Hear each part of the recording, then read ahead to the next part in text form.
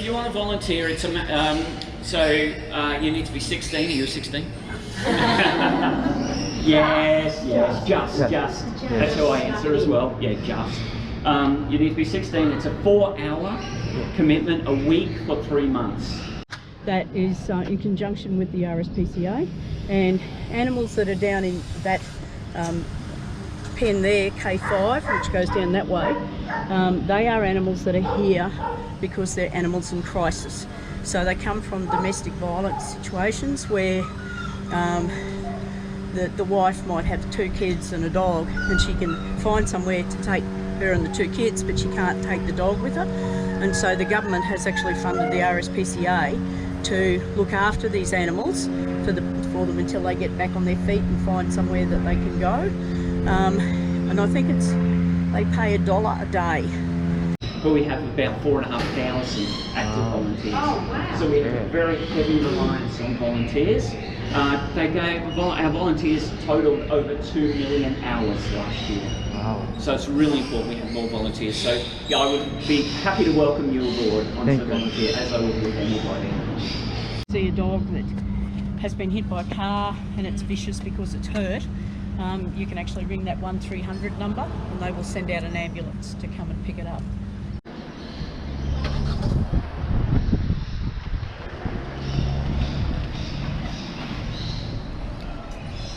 भाईजान क्या हाल है? आ जाए आ जाए।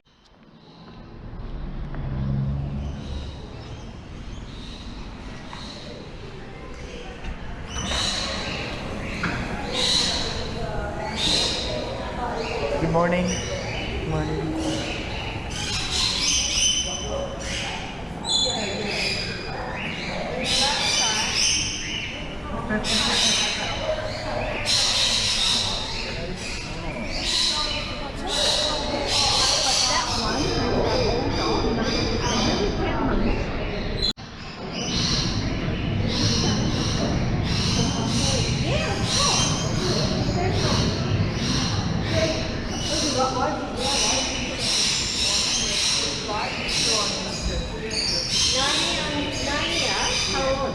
Depend on your young ones.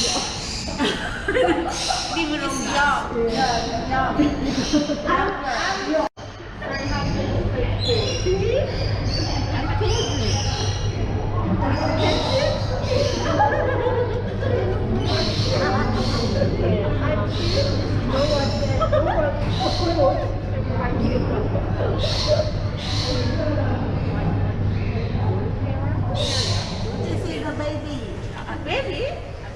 How long? Maximum.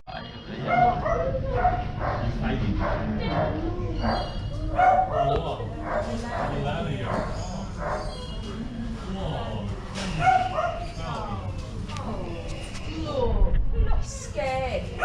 Scared. Yeah.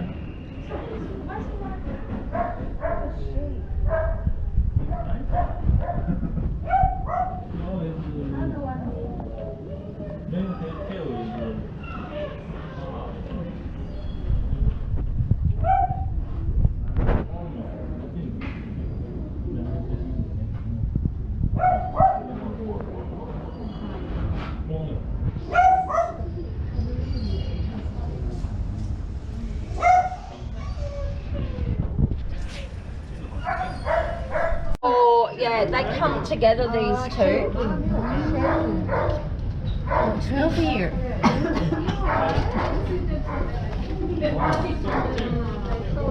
They come together.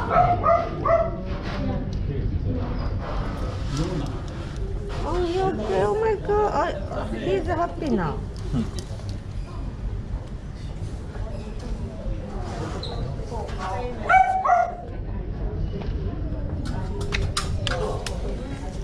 Hello.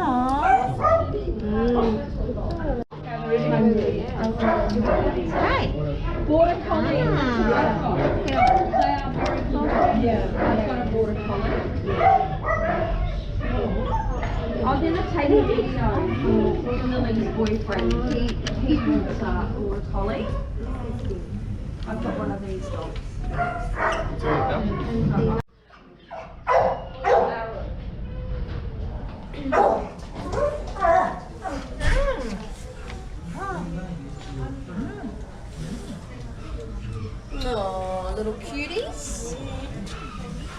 Oh, he looks.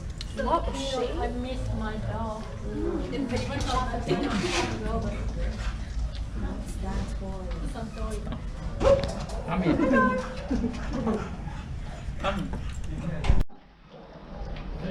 Wow, that's a pretty dog.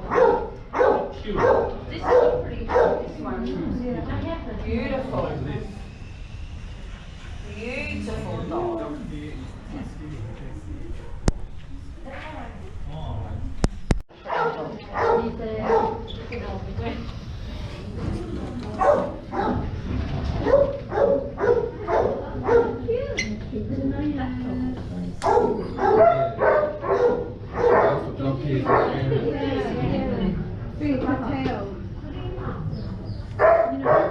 Maybe he will come here and choose. But at the moment, This dog always have the ball like this, you know? my seven is right ago, and that walk from the line. What sort of dog is that?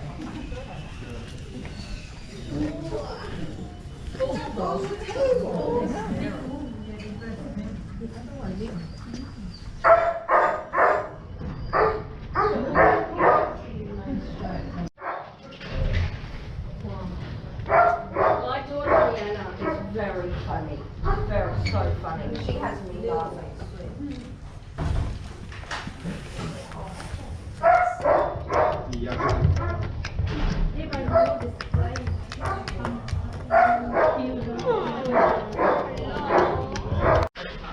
What are you showing us?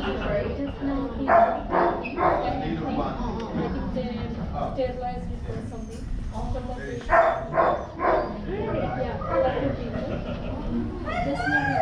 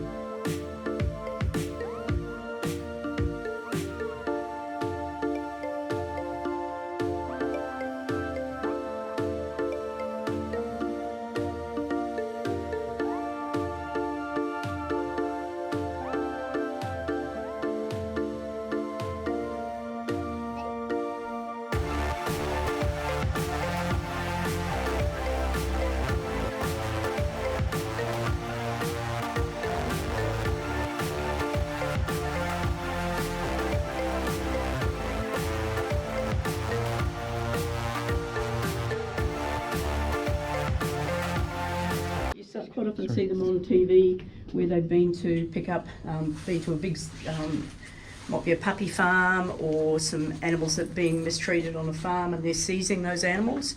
And these are the only guys that can actually do that. And they can also press charges as well.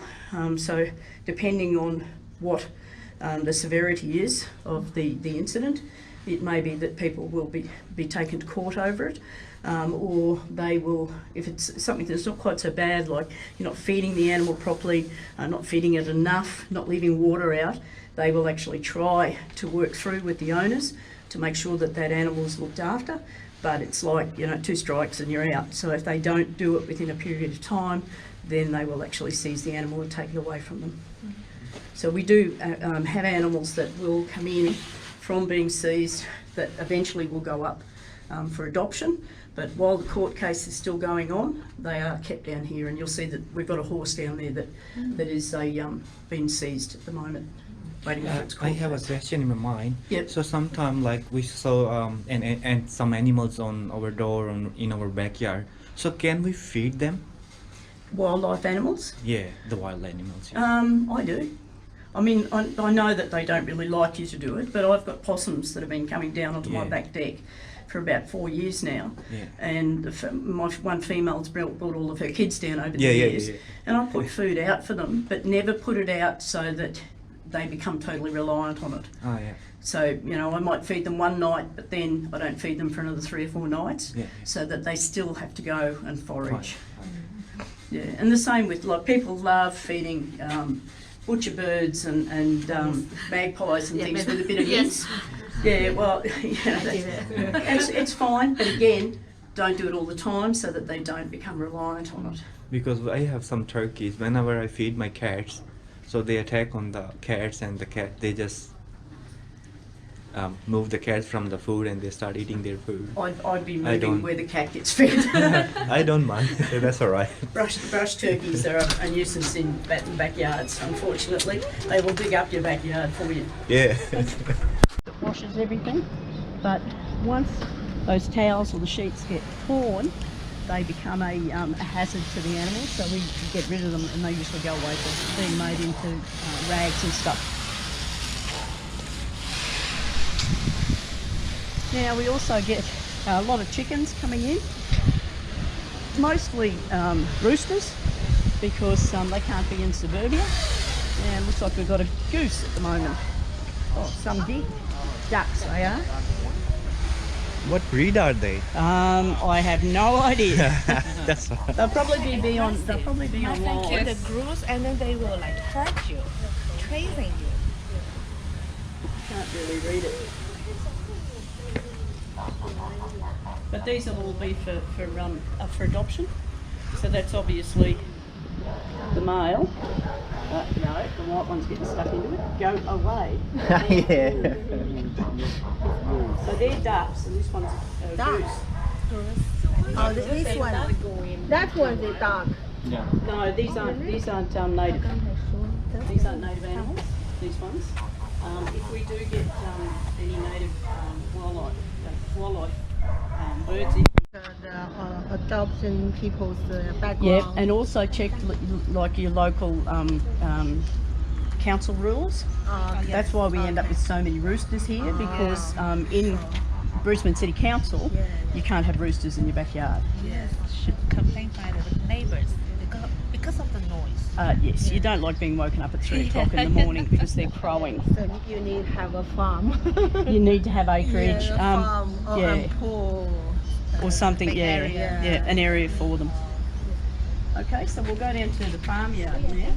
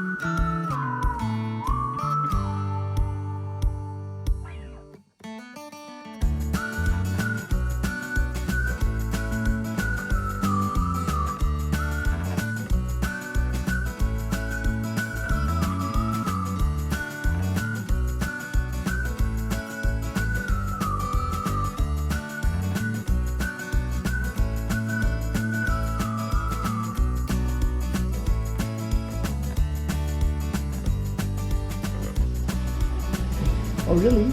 Yeah. That's how I got my lorikeet. Ah, lorikeet. Came in, was found and was brought in, and she went home with me. So I've got a couple of turtles here, and then here we've got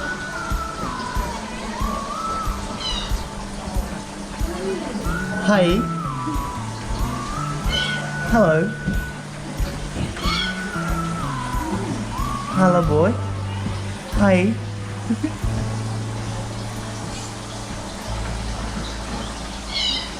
Yes, I know. love you too. Oi, lorikeet, he's speaking. He's talking. Now, you can feel that it's a bit warm in here because all of these cages are actually kept at a standard temperature because the reptiles, as you know, when it gets cold they go into hibernation. So they're kept at a fairly constant warm temperature so that they don't go to sleep. Is blue tongue pet? Blue tongues are native. You're not supposed to actually have them as a pet. Not out of the garden, but In my book here. you've got one in your backyard. Yeah, again, you could feed it, put some food out for it, but they're a native, and so technically you're not actually supposed to have them, take them as a pet from the wild, but you can get ones that are domestic. And you do need to have a licence, a special licence to keep these animals, and you've got to be over 18 to apply for it. So there's a couple of lizards there if you want to have a look, and then we can get out of here. And again, all of these things are under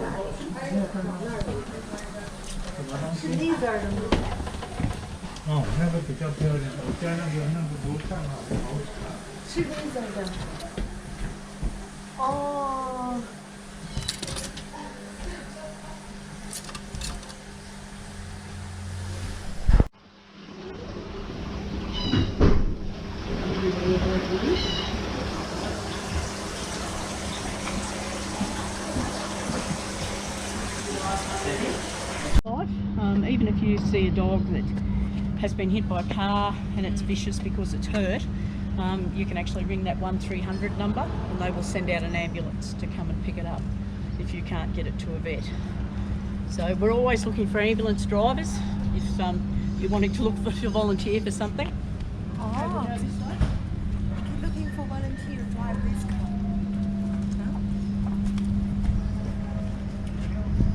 Sorry. Usually come straight in, but possums and things not at all unusual. Okay, so if we walk through, and I'll just go through everything.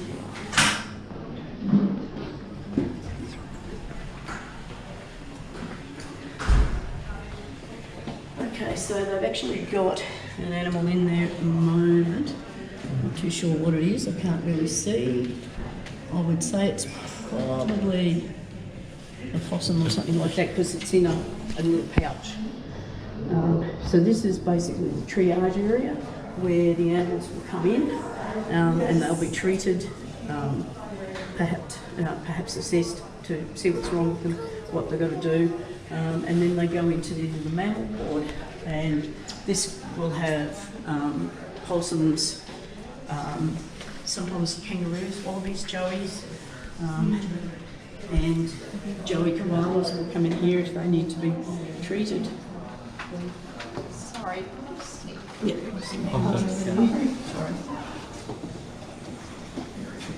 So you can see that's where all that the leaves went in because they're all in there for the animals. It's fully equipped operating theatre for anything if we've got an animal that comes in that needs to, it's been hit by a car, like a koala or something, they can actually operate in here. And they'll do whatever they can to save those animals. And this is the bird ward. So these are all native birds.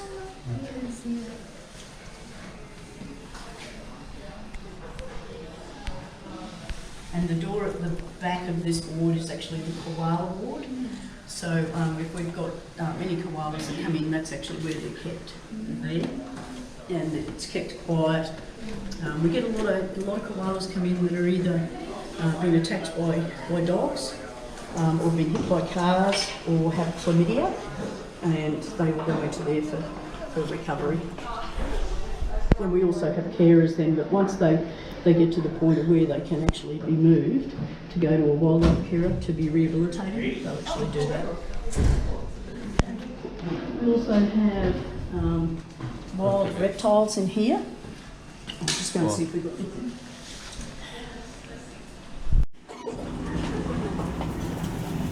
So this is actually the koala room. That's all the koalas are in there. Okay, we'll just walk up this way.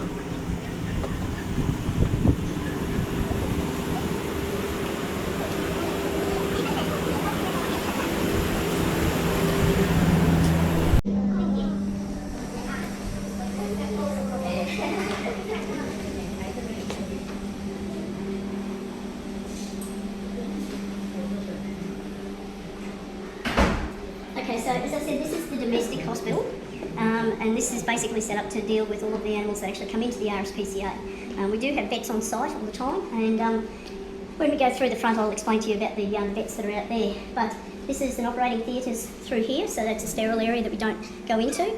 But we've got full lab for blood results and all that sort of stuff there.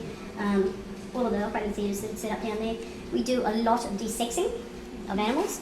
And sometimes it's like a production line. You might have 10 kittens all in a row that are being desexed, and they go through, you know, they go through, they're all shaved, they're knocked out. The males are done out here in the area. The females go into the operating theatre. They're microchipped. They check the microchip. They do everything else, and then they just set them down to recover. So it's just like a production line. They just run them through. So we also have quarantine areas where animals can be kept in isolation. Cat flu is one of those common things we get all the time.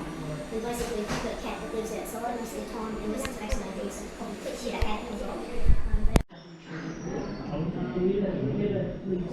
So if you adopt a cat flu cat, then you really can't have another cat that hasn't been cat flu, but you can have two cats. We also get parvo taking bets on what it had eaten, whether it was a possum or a cat. And so they had to wait for the remains to be passed to find out what it was. So, but they're the wild ones, so they will be released back into the wild. We've had quite a few dogs at our dog park that have gone down with kennel cough. But again, dogs can be vaccinated against it. Like a flu shot doesn't stop you from getting it, but you don't get it as bad. Can I ask you, the C5 vaccination can protect the dog from the dog flu? I mean, the C5 vaccination is The cat flu? No, I mean the dog. I think, yeah, because there's... Is it including C5 vaccination? There are a couple of different ones, and I don't know whether it's the C5 does all of them, but there's a kennel cough one, it's usually squirted up their nose.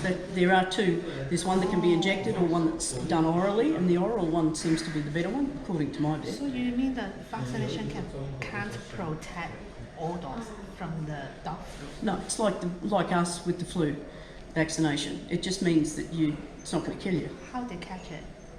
Play with other dogs? Yeah, that's how they get kennel cough. Okay.